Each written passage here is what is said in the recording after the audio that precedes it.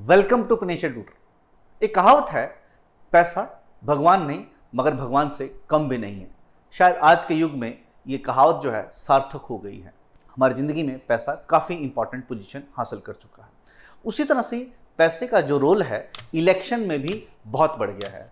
अगर आप 2019 के चुनाव के बारे में बात करो तो एक एस्टिमेट है कि 60,000 करोड़ रुपए 2019 के चुनाव में पॉलिटिकल पार्टियों ने और गवर्नमेंट ने मिलाकर खर्चा। उसमें से 45% अकेले बीजेपी ने खर्चा।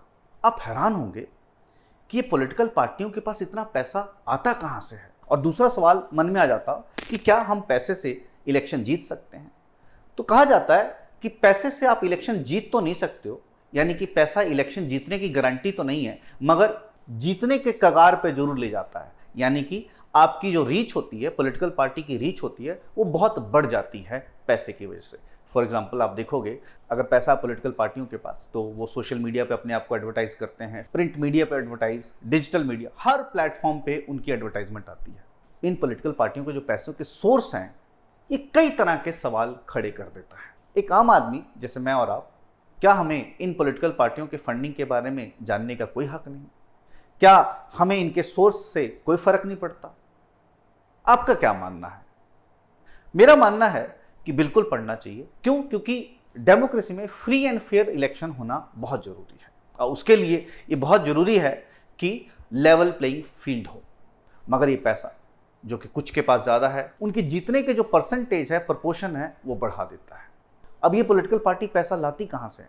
कहते जो इन पार्टी के मेंबर्स हैं, कई लोग जमीन बेच देते हैं, घर बेच देते हैं, लोन ले लेते हैं, करप्शन करते हैं, तब जाकर इन पॉलिटिकल पार्टियों के पास इतना पैसा इकट्ठा होता है। अब सवाल आता है कि जब ये लोग जीत के जाते हैं तो फिर जाहिर है वहां पर अपना हक समझते हैं करप्शन करना, पैसा बनाना। अब जो बीज ही करप्शन की होगी तो क्या उसका फल जहरीला नहीं होगा? यही होता है, जब ये पॉलिटिकल पार्टी अपना सरकार बना लेती हैं तो फिर इन पॉलिटिकल पार्टियों के जो मिनिस्टर्स होते हैं वो लूट को अपना अधिकार बना लेते हैं और फिर करप्शन पूरे बड़े पैमाने पे फैल जाती है। हम इस वीडियो में बात करेंगे पॉलिटिकल पार्टीज और इलेक्शन जो फंडिंग है कितना जस्टिफाइड है, इन पॉलिटिकल पार्टियों के सोर्स क्या हैं फंडिंग के, संविधान और लॉ क्या कहता है इलेक्शन फंडिंग के ऊपर। इस पूरे मामले को हम इस पूरे वीडियो में जिक्र करेंगे। दोस्तों, जनरली कहा जाता है हमारा दिमाग खाली गिलास की तरह है। अगर आप खाली गिलास को हिलाएंगे तो उसमें कोई आवाज़ नहीं होगी। अगर उसमें कुछ सिक्के डाल देंगे और फिर हिलाएंगे तो खन खन की आवाज़ आएगी। वैसे ही हमारा दिमाग है। अगर हम किसी की बात सुनेंगे तो ही हमारा दिमाग अपने ओपिनियन बनाएगा। एक पॉलिटिकल पार्टी का मकसद यही होता है किसी ना किसी तरह से वो पावर हथिया कर सरकार बनाए और फिर इस पावर के खेल में इनको काफ़ी पैसे की जरूरत पड़ती है। इन पॉलिटिकल पार्टियों के जो इलेक्शन कैंपेन होते हैं, वहाँ टेंट से लेकर जो एयर कंडीशन फैसिलिटी मिलती है, वो सब पैसे से तो आता है। तो मैक्सिमम जो खर्चा इन पॉलिटिकल पार्टियों का होता है वो इलेक्शन कैंपेन में होता है। स्टार कैंपेनर के रहने खाने से लेकर उनके हर खर्चे को ये पॉलिटिकल पार्टीज बियर करती हैं। इन पॉलिटिकल पार्टियों के एडमिनिस्ट्रेटिव खर्चे भी होते हैं, इसलिए भी इनको पैसा चाहिए। पॉलिटिकल पार्टी और इलेक्शन फंडिंग कितना जस्टिफाइड है? ये जो पॉलिटिकल पार्टियां हैं एक ब्रांड वैल्यू की तरह होती हैं। ये भी ब्रांड्स की तरह वोटर के दिमाग और दिल में बैठना चाहती हैं। इसीलिए ये लगातार हर जगह से हर हिस्से पर एडवर्टाइजमेंट करती रहती हैं। क्यों? क्योंकि इनको अपने लीडर के बारे में, अपने पॉलिसी के बारे में, अपने प्रोग्राम के बारे में और गवर्नमेंट से अल्टरनेटिव व्यू लगातार जनता तक पहुंचाना पड़ता है और अपने अच्छे कामों को भी पहुंचाना पड़ता है। इसलिए इन्हें ऐड देना पड़ता है। आप ऐड की ही बात कर लें, एक आरटीआई से खुलासा हुआ 2012-13 में दिल्ली सरकार ने जस्ट 11 करोड़ खर्चा ऐड पर, लेकिन 2020-21 तक ये जो ऐड पे खर्चा है आम आदमी पार्टी का बढ़ के 488 करोड़ हो गया। यानी कि 4200% ऐड पे खर्चा बढ़ गया आम आदमी पार्टी सरकार का। इससे साफ पता चलता है ये पॉलिटिकल पार्टियां जो हैं अपने काम को जनता के दिल और दिमाग दोनों तक पहुंचा देना चाहते हैं। इवन सीएजी ने भी दिल्ली गवर्नमेंट को क्रिटिसाइज किया है कि आपने इतना एक्सपेंडिचर क्यों किया ऐड पर। नेचुरली है, वेस्टेज ऑफ मनी है, इस पैसे से कोई अच्छे काम भी कर सकते थे। तो ये पॉलिटिकल पार्टियां जो हैं ऐड करके अपनी ब्रांड वैल्यू को हाई रखना चाहती हैं। दूसरा सबसे बड़ा खर्चा इन पॉलिटिकल पार्टियों का होता है इलेक्शन कैंपेन। कहते हैं दवा से लेकर दारू तक हर चीज का इंतजाम करना होता है। आपके पानी का इंतजाम कर दिया, आपके दवा दारू का इंतजाम कर दिया, दारू का नहीं दवा का। इन पॉलिटिकल पार्टियों के एडमिनिस्ट्रेटिव खर्चे भी होते हैं, यानी कि इनके ऑफिस बियरर होते हैं, उनकी भी सैलरी वगैरह होती है, उनके पेंशन होते हैं। तो ये खर्चे हैं एक पॉलिटिकल पार्टी के। ऑफिशियली आप देखो 2015 से लेकर 2020 तक बीजेपी ने 2000 करोड़ रुपए ऑफिशियली खर्च कर दिए। सोचो 2000 करोड़ रुपए। उधर कांग्रेस ने अराउंड इसी पीरियड के बीच में 560 करोड़ के करीब खर्चा किया।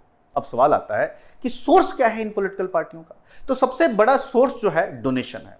आप और मैं, कंपनी सब डोनेट कर सकते हैं और इस डोनेशन पर इवन इनकम टैक्स में छूट भी मिल जाती है। 2018 में बहुत बड़ा बदलाव किया इन्होंने।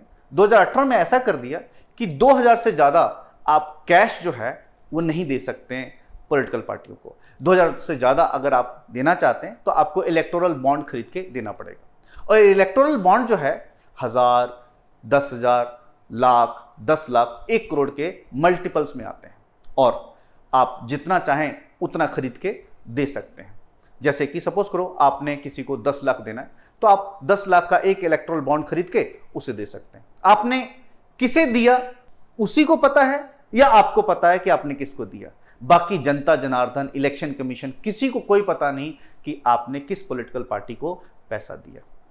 यह बहुत बड़ा झगड़े का कारण भी बन गया है। दूसरा सोर्स जो है वो पार्टी मेंबरशिप फीस है, जहां इनके बैंक के डिपॉजिट्स हैं, ये फीस है। लेकिन ये सब तो नॉन सोर्सेस हैं।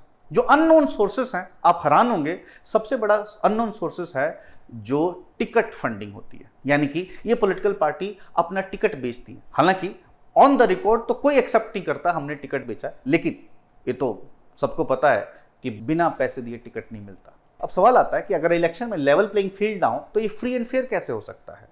जिसके पास पैसे हैं वही जीतेगा, नेचुरली है, क्योंकि उसकी रीच बढ़ जाती है। तो हमारे संविधान और कुछ लॉज में क्या प्रोविजन है इन खर्चों को रेगुलेट करने के लिए, इन फंडों को रेगुलेट करने के लिए। आप देखेंगे इलेक्शन में खर्चे से लेकर पार्टी फंडिंग तक हर चीज पर लॉ है, लेकिन ये पॉलिटिकल पार्टी जो है लूपहोल बनाकर कुछ ना कुछ नया रास्ता निकाल लेती हैं।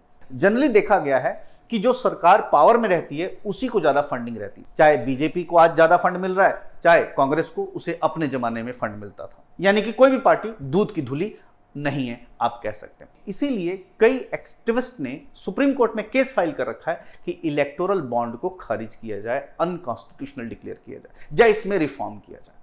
अगर पॉलिटिकल पार्टी को 20,000 रुपए से ज्यादा फंड मिल रहा है तो उसको इनकम टैक्स में छूट लेने के लिए नाम पता बताना पड़ता है कि किसने उनको फंडिंग की। आप हैरान होंगे, जो नेशनल पार्टीज हैं, खासतौर पर बीजेपी को जितना इलेक्टोरल बॉन्ड आया है उसमें से 72% बीजेपी को ही गया है, वो भी 20,000 से ज्यादा। और साउथ की 25 पॉलिटिकल पार्टीज ऐसी हैं जिनको इलेक्टोरल बॉन्ड से पैसा मिला है, लेकिन नॉन सोर्सेस से नहीं, अननोन सोर्सेस से, यानी कि 20,000 से कम। अब हैरानी की बात है, क्यों? क्योंकि इन पॉलिटिकल पार्टियों को अगर 20,000 से कम कोई कंट्रीब्यूशन देता है तो बताने की जरूरत नहीं, ना इलेक्शन कमीशन को बताने की जरूरत, और ना ही अपने इनकम टैक्स में रिटर्न भरने की जरूरत कि भाई हमारे सोर्स क्या है। तो इस तरह से ये अननोन सोर्सेज जो है ये फर्दर करप्शन को प्रमोट करता है। अदरवाइज एक अनुमान के हिसाब से 2019 के चुनाव में 60,000 करोड़ में से 45% बीजेपी ने खर्चा। ये कैसे हो सकता है? इतना पैसा कहां से आ गया? तो ये जो पॉलिटिकल फंडिंग है इसको और रेगुलेशन की जरूरत है। इस रेगुलेशन में 2017 में जब अरुण जेटली ने इलेक्टोरल बॉन्ड जारी किया था उसमें कहा था कि आजादी के 70 साल हो गए हैं लेकिन पॉलिटिकल फंडिंग पर कोई ट्रांसपेरेंसी नहीं है, इसलिए उन्होंने इलेक्शन बॉन्ड बनाए। मगर ये जो इलेक्टोरल बॉन्ड है ये भी संदेह के घेरे में आता है, क्योंकि उसमें ट्रांसपेरेंसी नहीं है। जो देने वाला और लेने वाला दोनों को पता होता है कि किसने दिया, बाकी जनता जनार्दन को पता ही नहीं। सरकार ने जो रिप्रेजेंटेशन पीपल एक्ट 1951 में चेंजेस करके इलेक्शन एक्सपेंडिचर पर रोक लगाई।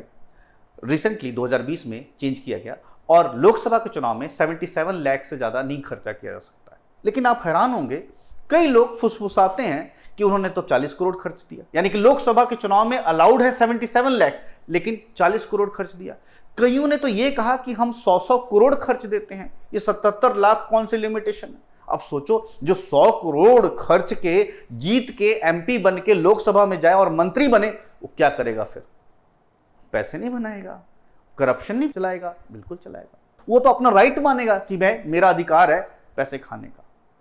इसीलिए हमें इलेक्शन में ये जो फंडिंग है, इस पर किसी ना किसी तरह से रोक लगानी पड़ेगी। एक एग्जांपल है स्टेट फंडिंग ऑफ इलेक्शन। जैसे कि कई लोग कहते हैं कि सरकार जो है वो फंड दे इलेक्शन कैंपेन की, यानी कि उनको टेंट दे, उन्हें चेयर दे, उन्हें लाउड स्पीकर दे, ताकि इलेक्शन कैंपेन में लेवल प्लेइंग फील्ड हो सके। दूसरा, कई लोग कहते हैं कि स्ट्रिक्ट ऑडिटिंग हो। तीसरा, कहते हैं ब्लैक मनी को कर्व किया जाए ताकि लेवल प्लेइंग फील्ड हो सके। ये सब पॉसिबल है जब सरकार विल पावर दिखाए, ऑपोजिशन विल पावर दिखाए। आप देखो, जो सरकार पावर में होती है वो फायदा उठाती है, वो मजे लेती है। चाहे इलेक्टोरल बॉन्ड ट्रांसपेरेंसी के लिए लाया गया, लेकिन इसको ऐसे बना दिया गया कि वो ट्रांसपेरेंसी तो क्या और बदतर सिचुएशन करती जा रही है। इसीलिए लोगों को भी चाहिए कि सरकारों पर, पॉलिटिकल पार्टियों पर प्रेशर बनाए ताकि इलेक्शन जो रिफॉर्म हो सके। अब सोच रहे होंगे, पैसे के बिना तो कोई जीत ही नहीं सकता। नहीं, ऐसा नहीं है। कई इतिहास में लोग हैं और आज भी कई लोग हैं जो एक नया खर्चे बिना भी जीत गए हैं इलेक्शन। जैसे कि जो आज सेंटर में मिनिस्टर हैं, पीसी सारंगी, ये बेचारे, इन्होंने एक भी पैसा नहीं खर्चा और आज इलेक्शन जीतकर सेंटर में मिनिस्टर हैं। ऐसे एक और एग्जांपल है कुंवर विजय प्रताप सिंह, आईपीएस थे, छोड़ दिया आईपीएस, इलेक्शन में खड़े हो गए ताकि पॉलिटिकल गंदगी को दूर कर सकें।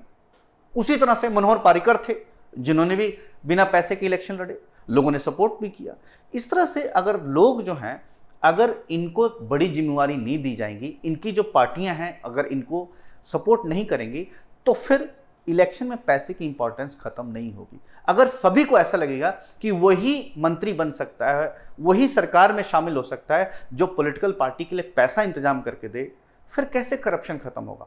अगर पॉलिटिकल पार्टी ऐसे लोगों को आगे नहीं बढ़ाएगी तो फिर करप्शन कैसे खत्म होगा? इसलिए फ्रेंड्स, आपका क्या मानना है कि हम और क्या करें कि इलेक्शन में और पार्टी फंडिंग में कुछ ट्रांसपेरेंसी ला सकें? सरकार और क्या करे? आप कमेंट सेक्शन में कमेंट कर लें। अगर आपको वीडियो पसंद आए तो लाइक करें, शेयर करें। नेक्स्ट वीडियो में नेक्स्ट किसी इशू के साथ मिलते हैं। Till then, thank you.